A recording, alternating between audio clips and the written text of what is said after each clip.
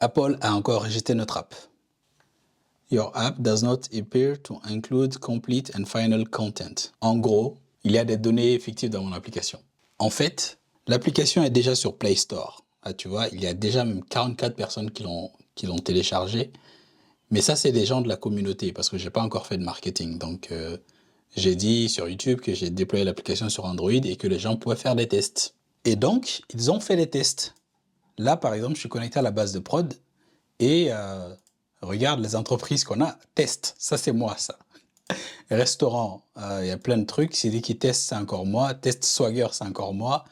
Et je pense que Apple, quand ils sont rentrés dans l'application, ils ont vu ces genres de données. Ils se sont dit, mais mec, tu n'as pas de vraies données là. Ça, c'est les données de test. Donc la leçon, c'est quand tu vas déployer ton application sur les stores, Android, ils sont un peu moins regardants. Et ils ont accepté sans problème. Mais iOS, ils testent vraiment les trucs. Donc, faire en sorte d'avoir les vraies données de prod sur ton application quand tu vas soumettre l'application. Sinon, Apple va te dire que soit il manque des données, soit c'est des données de test, quoi. Du coup, ils ont complètement raison.